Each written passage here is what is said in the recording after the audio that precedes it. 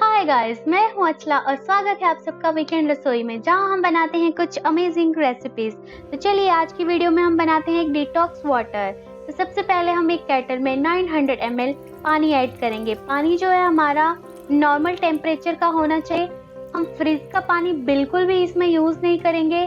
अब हम इसमें ऐड करेंगे कीवी, जिसको मैंने बहुत ही छोटे छोटे स्लाइसेस में कट कर लिया है। नेक्स्ट इंग्रेडिएंट हमारा रहेगा 10 से 12 पुदीने के पत्ते, जिनको मैं पानी में ऐड करूंगी। पुदीना ऐड करने के बाद मैं ऐड करूंगी जिंजर के बहुत ही छोटे छोटे स्लाइसेस मैंने कट कर लिए हैं। मैंने हाफ इंच जिंजर लिया था, जिसको मैंने पानी में ऐड कर दिया है। अब हम इसको अच्छे से मिक्स करेंगे। मिक्स करने के बाद 2-3 घंटे के लिए मैं इस पानी को छोड़ दूंगी। 2-3 घंटे के बाद हम इसको कंज्यूम करेंगे, जो कि हमारा वेट लॉस में बहुत ही अच्छे से हेल्प करता है। Thanks for watching this recipe. अगर अभी तक आपने मेरे चैनल को सब्सक्राइब नहीं किया है तो please do like, share and subscribe my channel. Thank you so much. Bye bye.